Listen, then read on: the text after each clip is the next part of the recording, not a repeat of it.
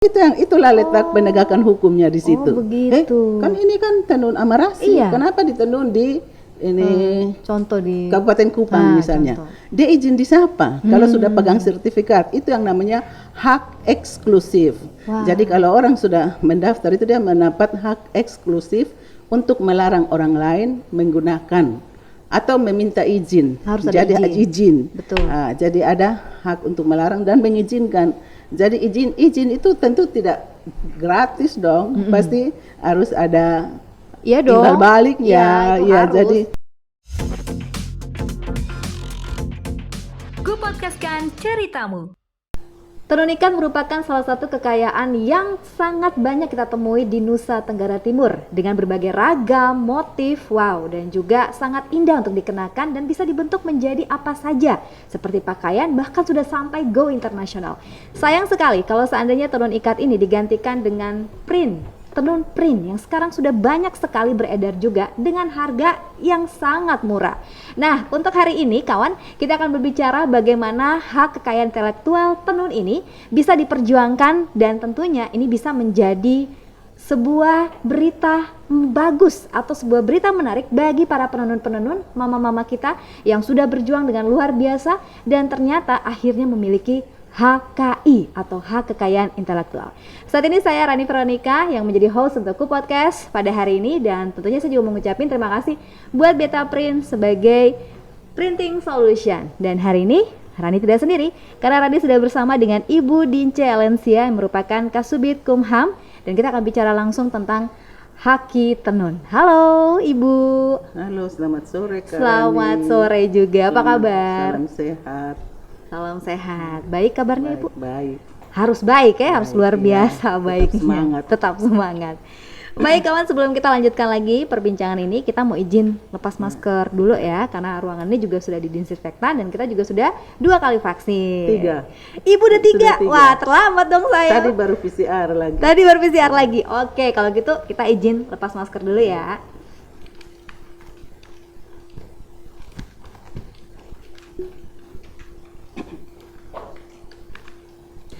Oke, sudah lega nih biar ngobrolnya lebih asik ya. Iya, betul. Baik, saya sapanya Ibu Dince aja biar lebih akrab ya Ibu. Nah ini kita bicara tentang hak kekayaan intelektual tenun. Saya sempat baca-baca nih Ibu, ada 2 kabupaten yang sudah punya begitu. Di Sika dan satu lagi di Alor, benar. Sementara masih ada banyak yang perlu diperjuangkan juga nih untuk hak kekayaan intelektual tenun ini karena sudah mulai bersaing dengan tenun printing yang justru lebih murah tapi kan tidak asli. Iya. Nah, itu sudah sampai mana nih, Bu Dince? Iya, jadi untuk memperjuangkan tentu ada upaya dan upaya itu harus banyak kontribusi dari banyak pihak. Tidak bisa saja para pengrajin tenun sendiri karena tenun ikat ini merupakan warisan budaya tak benda milik warga Nusa Tenggara Timur. Jadi dia merupakan dilihat dari bentuk kepemilikannya, dia itu kepemilikan komunal, tidak bisa diklaim sebagai kepemilikan personal karena dia turun temurun dan tidak diketahui lagi siapa yang menciptakan. Jadi yang ada ini kan hanya mewarisi, menenun dan melanjutkan saja. Jadi untuk melindunginya pun harus ada kelompok. Itu yang kalau untuk inisiatif siapa yang harus melindungi, sebenarnya negara sudah hadir melalui Undang-Undang Nomor 20 Tahun 2016 tentang merek dan indikasi geografis. Nah, untuk tenun ikat ini dia masuk dalam kelompok kepemilikan komunal yang namanya indikasi geografis. Oh, berarti ada berapa kelompok sebenarnya? Kalau untuk komunal itu ada ekspresi budaya tradisional, misalnya ada tarian, lagu, pakaian busana busana tradisional adat ya. Ada tutur-tutur bahasa. Jadi kita kan kaya, misalnya natoni. Iya, natoni. Ada tarian tebe, caci, pasola. Betul. Dan padoa. banyak. Iya, padoa dari Sabu. Saya orang Sabu. Jadi orang Sabu juga sudah 6 ekspresi budaya tradisional yang didaftarkan termasuk hebat. padoa. Jadi dari 21 kabupaten, kalau kota ya pasti dia tempat transit, jadi tidak memiliki ekspresi budaya tradisional. Itu sudah 58 ekspresi budaya yang kita catatkan, inventarisir dalam pangkalan data kekayaan intelektual. Nah, bagaimana pemanfaatannya? Kita contohkan, ada legenda Batu Badaon. Oh iya betul. Atau apalagi ada Sangkuriang. Dan itu kan diekspresikan dalam bentuk sendera tari, dalam bentuk film, nanti diadaptasi lagi. Nah, itu kekayaan budaya yang bernilai ekonomi. Nah, itu kalau kita tidak lindungi, maka itu akan dinikmati kekayaan itu oleh pihak lain, sementara kita sebagai pemilik kita dapat manfaat apa? Betul. Mestinya kan kita dapat benefit sharing dari kekayaan itu. Ada pengetahuan tradisional. Kalau kita lihat yang tidak masuk akal, non medis, patah tulang, pengobatan patah tulang misalnya. Orang lebih percaya non medis, keluar dari rumah sakit baru bawa untuk berobat, dipukul-pukul, dihancurkan, kok bisa sembuh. Itu juga di luar nalar. Tapi itulah kekayaan budaya nenek moyang kita. Ketika mereka belum mengenal dunia medis, mereka melakukan hal itu. Jadi banyak hal sebenarnya. Nah, tenun ini merupakan salah satu bagian yang mengindikasikan, kenapa dia indikasi geografis. Karena dia mengindikasikan asalnya dari satu wilayah geografis tertentu.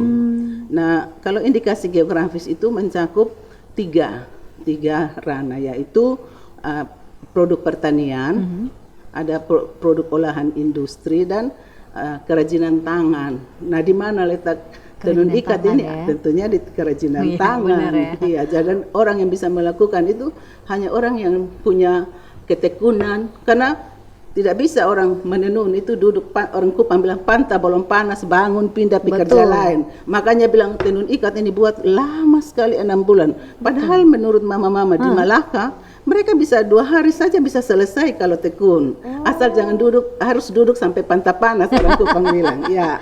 Oh, jadi, begitu ya. Iya. Ternyata. Iya kan banyak yang bilang begini, Toma. Ini pula malah bikin. Oh iya, dia mahal kan saking lamanya membuat itu tenun. Padahal tidak ditekuni dengan serius kan begitu. Oh begitu. Jadi ini salah satu dari kekayaan intelektual komunal. Pemilikannya komunal. Ada yang namanya kepemilikan personal yang kita kenal sebagai hak cipta. Jadi cipta lagu, jadi motif juga atau batik juga.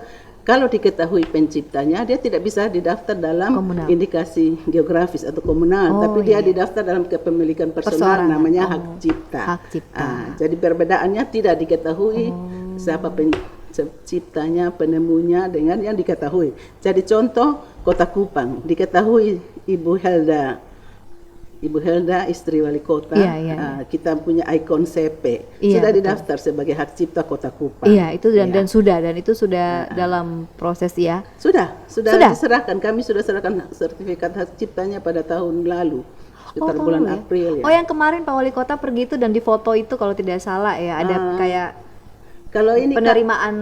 Kalau itu langsung CP Ibu Kakanwil. Oh, Ibu yang pergi. Kami dengan didampingi Bank NTT, kami di Balai Kota. Oh, berarti sudah ya, CP udah jadi milik kita. Iya, sudah didaftar. Oh, seperti itu. Nah, ini kalau kita kembali lagi ke tenun lagi komunal. Yang komunal ini. Tentunya kan ini tadi disampaikan bahwa ada indikasi-indikasi tertentu, faktor-faktor tertentu yang mendukung untuk diterbitkannya sertifikat hak. Iya. Apa saja itu? Jadi indikasi geografis itu ada faktor alamnya, ada faktor manusianya. Kalau untuk tenun ikat, tentunya manusianya bisa mobile. Kan orang kawin mawin dia pindah, tapi dia membawa keterampilan itu ke tempat yang dia pindah, sehingga akhirnya terjadilah klaim-mengklaim antar daerah bahwa oh ini dari Soe, Buna itu dari Insana, begini. Benar. Tiba-tiba sudah Buna Soe, ada Buna. Iya, jadi dari tenun ikat itu kalau kita di sini kita mengenal adanya Buna, ada Futus, ada Sotis. Betul. Jadi ternyata di 5 kabupaten memiliki itu. Itu istilah apa ya? Buna, Futus. Saya agak awam ya. Jadi kalau Buna itu dia, kalau kita lihat itu dia tebal, jadi luar dalam kita lihat motifnya timbul kelihatan. Buna itu motif timbul. Timbul dia, jadi dia dibuat seperti dianyam. Kalau ada namanya futus itu yang diikat. Kalau sotis itu seperti songket. Jadi kita punya songket yang sudah memiliki sertifikat, yaitu songket Alor. Jadi untuk Kabupaten Alor sudah punya 2 sertifikat indikasi geografis, yaitu tenun ikat sama tenun songket Alor. Wah, hebat ya. Jadi ada itu yang mencirikan, itu yang merupakan karakteristik. Jadi indikasi geografis ini akan dilihat dari 3 faktor, yaitu karakteristik, reputasi, dan mutu. Jadi kalau kita secara reputasi orang sudah tahu, oh itu kalau dengan melihat oh itu dari Alor, itu dari Sabu, itu dari Ende, itu dari Soe, dari Insana. Jadi sudah reputasinya sudah sangat terkenal. Jadi kalau bicara soal reputasi itu berarti populer atau terkenalnya tenun tersebut ya. Kemudian tadi Bu Dija juga bilang tentang karakteristik. Nah itu gimana tuh? Nah karakteristik ini yang nanti memberikan ciri terhadap. Jadi kalau kita melihat seperti saya tadi bilang, nah karakteristik itu apa? Itu yang harus ada unsur pembeda dari setiap daerah sehingga dia bisa didaftar. Kalau tidak ada unsur pembeda, maka mereka tidak bisa daftar sendiri, tapi mereka boleh digabung. Misalnya Buna tadi, kalau tidak ada unsur pembedanya, maka dia gabung antara 5 kabupaten tadi. Misalnya Kabupaten Kupang, TTU, TTS, Belu, kan gitu. Agak rancu juga ya, padahal kan sebenarnya beda sebenarnya kan. Karakteristik itu juga dilihat dari warna. Misalnya kalau di TTS warnanya merah, terang. Kalau orang Sabu punya hanya kenal 3 warna. Iya, hanya kenal 3 warna. Merah, marun, hitam sama putih. Jadi kalau dia ada biru nafi berarti dia pencelupan dia kurang sempurna sehingga dia jadi biru nafi. Oh, begitu. Jadi misalnya dari cara proses pembuatan ada yang ikat saja yang tadi putus itu. Kalau ada lagi yang nanti setelah diikat dulu baru dianyam lagi di bagian tertentu, itu yang bilang songket. Nanti kalau dianyam lagi luar dalam, itu yang bilang buna. Nah ini karakteristik, ini yang merupakan, ini yang dikatakan karakteristik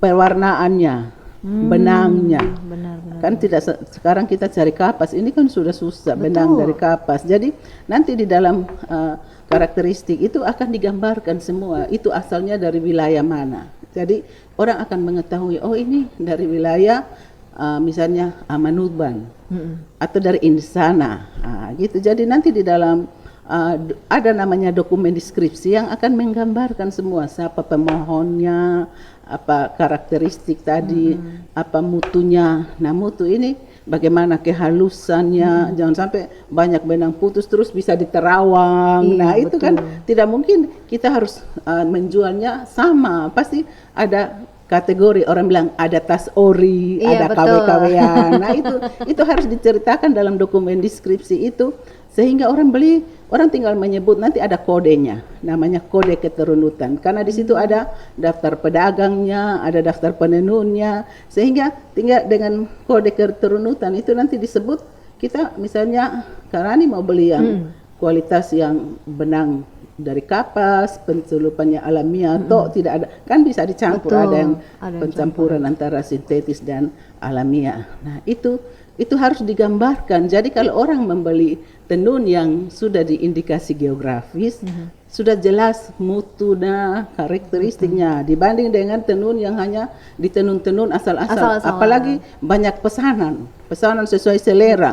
Nah itu yang merusak harga dari tenun ini. Iya kan, sih. Iya, jadi harganya kan sama saja juga antara benang yang kapas dengan pencelupan alamiah dengan itu. Jadi itu yang nanti akan menjadi perbedaannya ketika sudah memiliki HKI, otomatis secara kualitasnya terjamin sekali dibanding yang asal-asalan. Membeli juga tidak ragu dan tidak ragu.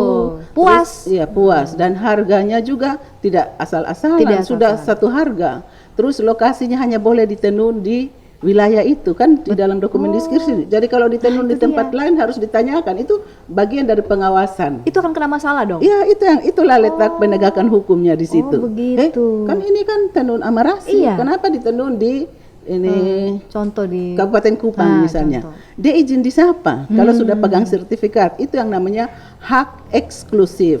Jadi kalau orang sudah mendaftar itu dia mendapat hak eksklusif untuk melarang orang lain menggunakan atau meminta izin. Harus ada jadi izin. Betul. Jadi ada hak untuk melarang dan mengizinkan. Jadi izin itu tentu tidak gratis dong, pasti harus ada timbal balik ya. Jadi misalnya itu yang namanya lisensi. Jadi kita berlisensi, oke, silahkan dibuat. Dan contoh itu sudah dilakukan oleh Tenun Endek Bali. Mereka bekerja sama dengan Christian Dior untuk musim fashion tahun 2021 kemarin. Mereka kan terima sertifikatnya, indikasi geografisnya, terus langsung mereka bekerja sama. Berarti dapat banyak dong ya? Iya. Nah bayangkan kalau misalnya 1 tahun itu 5.000 eksemplar, dan mereka tahu kemana mereka menjual dengan kualitas yang bagaimana, dan uangnya langsung didapat kan begitu. Kalau ini tenun, nanti di sana tenun pakai benang kapas, pakai alamiah, jual 500. Sementara orang pakai benang sintetis, pakai benang toko, jual 800. Kan kasihan kan gitu. Jadi harga jadinya kacau balau karena penenun itu sendiri. Dengan adanya itu, maka dokumen deskripsi itu menjadi undang-undang bagi orang yang di dalam. Sehingga kalau orang yang tidak tergabung dalam kelompok yang tadi, berarti dia tidak boleh menenun, ya toh? Iya. Berarti ini salah satu manfaat dengan adanya HKI bagi ibu-ibu penenun nih, bagi kelompok penenun yang sebenarnya kalau tadi Rani dengar ini Mama omong ini terlalu bagus sekali ini dan harus segera sudah. Jadi tapi juga salah satu untuk melengkapi data-datanya ini juga tidak mudah ya. Tapi kalau kita harus memulai kan, kalau hanya menunggu dan menonton orang sudah klaim, baru kita ribut-ribut tidak ada gunanya lagi. Karena dalam pendaftaran prinsip pelindungan kekayaan intelektual itu first to file. Siapa daftar duluan maka dia pemegang hak. Makanya kita lihat banyak contoh Bensu, merek Bensu, itu kan Ruben Onsu yang dimaksud. Tapi kenapa menjadi milik Beni Sujono? Karena kalah cepat itu. Di Kupang banyak sudah terjadi kejadian. Jadi kalau ini juga konteksnya dengan tenun sama. Harus cepat ya, harus cepat, dan ini juga karena sudah diberikan pintu selebar mungkin oleh pemerintah nih. Bahkan pemerintah mendukung untuk hal itu. Bahkan pemerintah daerah, Ibu Ketua Dekranasda langsung bukan hanya menghimbau tapi langsung mengambil tindakan, membiayai. Jadi kemarin kami selain dana dari Kementerian Hukum dan HAM, kita kolaborasi dana antara Dekranasda dan Dekranasda Provinsi dan Dinas Perindak Provinsi. Tentu Dinas Perindak Provinsi atas dukungan dari Pak Gubernur. Dan bukan hanya itu, setelah didaftar, dapat pencerahan, mereka juga fasilitasi penjualannya. Jadi kalau dulu orang bilang, keton tenun ini, soalnya dapat uang, capek lah, mau jual di mana? Anak sekolah butuh uang. Nah inilah saatnya. Ternyata Tuhan mengirim malaikat Ibu Yuli Laskodat memfasilitasi sampai sudah jual di e-commerce kan gitu tenun kita. Bahkan semua fasilitas digunakan nih demi prospek yang bagus dalam hal tenun. Nah ini kan sudah ada 2 nih, Sika sama Alor yang sudah punya nih HKI-nya. Ada berapa lagi yang menjadi PR untuk akan keluar nih prosesnya? Kalau untuk sosialisasi tadi dana kolaborasi tadi 3 ini, dan Bank NTT, saya lupa, Bank NTT juga ikut memfasilitasi. Sudah kami lakukan sosialisasi di seluruh kabupaten di NTT. NTT 21 kabupaten. Jadi kemarin terakhir 11 kabupaten yang paling ujung Sumba Tengah, dengan hujan-hujan kami sampai di sana. Kalau untuk informasi sudah dapat, tapi bagaimana niat untuk meneruskan untuk mendaftar itu, tentunya orang mendengar dan melakukan, tidak bisa hanya mendengar dan diam-diam saja terus mau ada pelindungan dari mana kan. Gitu. Jadi dari respon yang diberikan, kalau tahun 2019 kami sosialisasi itu 8 kabupaten sudah daftar di tahun 2020, namun ada perbaikan dokumen deskripsi di bagian tertentu, jadi sudah mulai. Baik.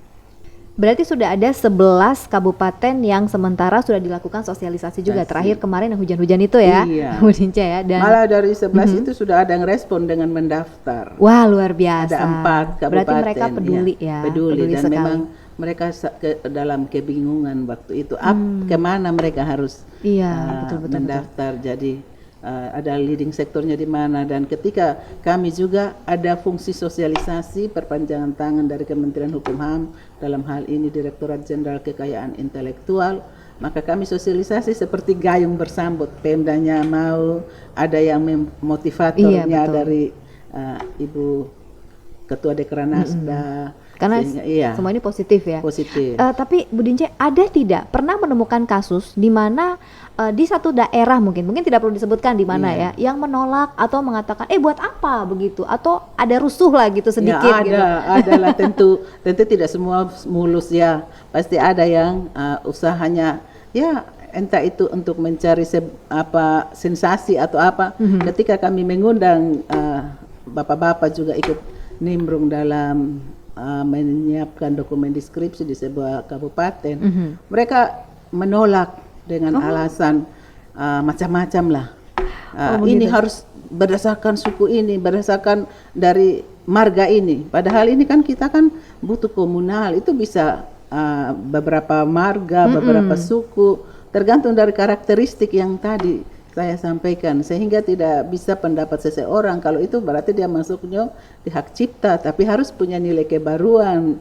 Kan ini kan turun temurun warisan budaya. Jadi ada yang mempertahankan itu hanya boleh nenek moyang kami karena itu dipakai saat sebagai pakaian kebesaran harus untuk raja, beda dengan untuk kaum biasa, rakyat jelata.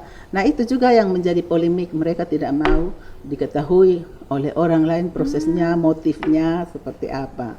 Nah, itu solusinya kita memberi pengertian terus ya. Sosialisasi tidak mungkin satu kali saja langsung bisa selesai. Kan kita lihat saja undang-undang hukum pidana. Orang dilarang mencuri, membunuh, tapi pembunuhan terus terjadi, pencurian terjadi. Apalagi kekayaan intelektual yang merupakan aturan yang baru kan begitu. Oh, dijelaskan pelan-pelan juga ya kepada mereka untuk bisa dipahami. Karena mengingat juga kan kebanyakan dari desa ya, dan otomatis penjelasan pemahaman pun harus menggunakan bahasa yang bisa dipahami, yang sederhana dan bisa dimengerti. Dan tentunya harus nilai keuntungan apa kalau mereka. Itu yang mereka biasanya tanyakan. Terus kalau konten begini konten dapat apa? Dapat apa? Jangan sampai datang buka rahasia, habis jalan kan pengalaman membuat mereka trauma seperti itu. Jadi dengan adanya sosialisasi seperti ini, dan mereka juga tentu butuh dukungan dari pimpinan daerah, karena untuk sebagai pemohon bisa Pemda, bisa juga kelompok. Jadi kelompok penenun sendiri silakan mereka membentuk kelompok dengan karakteristik tadi 3 hal itu, sehingga perlindungan terhadap tenun ini juga hanya dibatasi tidak pakai tahun. Kalau merek misalnya 10 tahun bisa diperpanjang. Kalau cipta seumur hidup pencipta sampai bisa diwariskan selama 50 tahun. Ada untuk produk-produk tertentu misalnya lagu atau buku atau apa. Nah, ini dia hanya dibatasi oleh 3 hal tadi, karakteristik, reputasi dan mutu. Sepanjang itu masih ada, maka dia terus. Tapi kalau sudah tidak ada, maka dia menjadi domain publik. Jadi semua orang boleh menenun. Itu. Kalau semua orang sudah boleh menenun, siapa lagi bisa membatasi dan melarang kan gitu. Jadi butuh ada namanya masyarakat perlindungan indikasi geografis. Entah nanti namanya apa, silakan. Karena nanti bentuk usaha. Seperti Alor itu Asosiasi Pengrajin Tenun Alor, Aptia misalnya. Jadi namanya masyarakat perlindungan indikasi geografis, mereka yang akan melindungi, melestarikan, menjaga. Ya, namanya menjaga, tentu melindungi berarti menjaga sepanjang supaya kelangsungan kelestarian dari motif ini tidak punah. Iya, sampai generasi ke generasi selanjutnya. Oleh karena itu juga dibutuhkan regenerasi kan gitu. Nah, ini yang kita punya. Milenial ini mana? Tenun duduk-duduk, mereka lebih senang PTKW karena setrika. Padahal kalau mereka menuntut di sini kan pasti kan lebih mereka bisa merubah itu dalam bentuk fashion, bentuk adaptasi yang bentuk-bentuk yang lain kan gitu. Sehingga tidak perlu harus ke luar negeri. Iya, peluang untuk lapangan pekerjaan jadi menciptakan lapangan kerja sendiri dari produk olahan itu. Dan ini semua juga dibiayai semua dan dibantu disupport oleh pemerintah ya. Iya, apalagi ada UMKM. Mereka kan ada dapat kemudahan misalnya kalau mereka mendesain busana terus mereka daftar mereknya, fashionnya. Kan merek itu kalau pelaku UMKM kan dapat kemudahan biaya hanya 500.000. Yang penting ada keterangan dari Dinas Perindak sebagai leading sector atau koperasi dan UMKM bahwa mereka memang betul pelaku UMKM. Mereka hanya 500.000 sementara merek itu 1.800.000. Bayangkan dia dapat keuntungan untuk daftar 3 kalau dari 1.800.000 kan gitu. Dipermudah sekali ya, berarti Iya, dibantu benar-benar. apalagi dengan kondisi sekarang PPKM, UMKM ini kan dapat banyak bantuan. Betul. Dalam waktu dekat ada berapa kabupaten yang sudah akan dihakikan gitu HKI-nya? Untuk yang tahun 2020 itu 8 itu 3 sudah otomatis pasti jadi, yang 5 masih dalam perbaikan dan mereka sudah mengembalikan revisinya, sedangkan 11 tadi 4 sudah, berarti tinggal 7. Jadi 7 ya? hampir semua Hampir sudah. semua, luar biasa. Dan nanti kalau sudah berarti orang lain tidak boleh menenun tadi seperti saya bilang yang tadi, disampaikan. hak eksklusif tadi. Betul. Iya. Dan nanti juga semua produk-produk itu difasilitasi juga untuk penjualannya. Iya. Nah, ini satu hal yang menarik karena seperti tadi Mama Dince bilang, ketemu bikin habis, ketemu kasih siapa Jual mau di beli mana. begitu. Nah, untuk masuk di e-commerce juga ada syaratnya, yaitu harus ada sertifikat merek. Nah, ini jadi dipermudah lagi kan dipermudah sebenarnya, lagi. Jadi harus dibantu. tentu merek itu sebagai identitas. Jadi orang seperti kita punya ID card, Iya. KTP, akte kelahiran, merek juga fungsi seperti itu. Nah, kalau kita bicara tadi tentang banyak juga beberapa yang kurang paham ya, tadi Bu Dince sampai melakukan aksi penolakan contohnya. Tapi pasti tidak sedikit yang bersyukur ya. Iya. Ada nggak curahan hati dari mama-mama penenun yang ke Mama Dince begitu terkait dengan hal ini? Sangat banyak. Mereka kalau mama-mama sih kan mereka juga sebagai penopang rumah tangga, iya, walaupun suaminya bekerja tidak semua kebutuhan bisa dipenuhi oleh suami kan begitu. Sehingga mereka mencari pendapatan melalui hasil tenun ini, dan mereka juga bilang ya supaya kami dihargai dan kami punya motivasi untuk menenun. Sebenarnya kenapa kau bilang tenun itu lama 6 bulan paling cuma lah, waktu ditanya kenapa lama, iya karena kita tenun, kita tanam dulu, kita masak dulu, jadi tidak serius. Tapi dengan dia tahu pangsa pasarnya, harganya, mutu tadi, yang 3 hal itu tadi, otomatis memotivasi dia. Dia bilang, Mak, sebenarnya 2 hari pun bisa selesai. Ada seorang mama di situ. Asal seperti Mak bilang, duduk pantang panas dulu, orang Kupang bilang, supaya kerja, tekun, fokus. Betul. Berarti dari apa yang disampaikan Ibu Dince, ternyata banyak sekali manfaat dengan adanya HKI ini sebenarnya. HKI tenun ini yang sangat berguna bagi kesejahteraan masyarakat penenunnya dan untuk ekonomi mereka sehari-hari ya, Mama sayang. Dan ini patut untuk dilestarikan karena ini juga merupakan warisan budaya di NTT. Kayaknya sekali jalan banyak banget ya yang bisa dilakukan gitu ya dengan jadi adanya HKI. seperti ban berjalan kalau diproses produksi di pabrik, dari sini olah ke sini, olah ke situ, kan banyak aksesoris dari pakaian pengantin. Kan dulu orang kan kalau nikah harus pakai Eropa. Ternyata kalau kita pakai adat kita yang sudah dimodifikasi juga lebih cantik kan, lebih unik lagi. Udah go internasional lagi, ya kan luar gitu. biasa. Baik, yang terakhir nih Bu Dince bisa menyampaikan langsung kepada masyarakat penenun begitu, agar ayo dong disupport, dibantu pengumpulan datanya biar segera langsung diproses, khusus untuk 7 kabupaten tadi juga ya, yang sementara lagi terus di follow up ya. Ibu Dince, langsung silakan di kamera yang sebelah sana. Iya, jadi karena dia merupakan produk warisan budaya, tentu yang memiliki pemahaman, pengetahuan terkait dengan tenun ini sangat terbatas. Oleh karena itu, baik mama-mamanya, baik para tokoh adat, ataupun para peneliti juga banyak yang melakukan penelitian untuk tenun ini. Mari kita mendukung untuk menyusun dokumen deskripsi sehingga tenun ikat kita bisa dilestarikan, mendapat perlindungan dengan cara mendaftarkan kepada Dirjen Kekayaan Intelektual Kementerian Hukum dan HAM melalui Kanwil Kementerian Hukum dan HAM NTT. Jadi kami juga diberikan password dan username akunnya untuk mendaftar. Kalau untuk merek cipta mereka bisa daftar sendiri, tapi kalau ini hanya di masih sebatas di Kanwil Hukum HAM yang membantu untuk mendaftar. Jadi kalau kita sudah melestarikan ini, tentu kita akan merasa jati diri orang NTT, kebanggaan orang NTT. Pak Presiden saja pakai busana kita pada 17 Agustus. Bagaimana kita, kalau dulu kita nih kok rasa gengsi kalau kita pakai motif kita. Dan mama-mama penenun ini Saya kira ini menjadi lahan, jadi mari dengan serius dan tekun. Dan kalau sudah punya dokumen deskripsi, taati proses penenunannya, mutunya, karakteristiknya. Jangan menerima pesanan. Kalau pesanan itu berarti tidak mengikuti dokumen deskripsi. Silahkan dia menenun, tapi jangan meniru. Baik. Berarti itu juga terjadi peniruan juga kalau ya, dia ya. menggunakan yang sudah terdaftar itu. Baik, jadi itu sudah disampaikan oleh Ibu Dince. Jadi kita berharap semuanya bisa berpartisipasi dan ingat, bangga dong pakai tenun NTT ya. Jangan malu lagi untuk menggunakan tenun NTT saja, bangga. Apalagi kalian ya. Jangan lupa like, comment, and subscribe. Terima kasih buat Ibu Dince Lensia yang sudah hadir di Ku Podcast untuk hari ini. Sampai ketemu lagi di lain kesempatan. Bye-bye.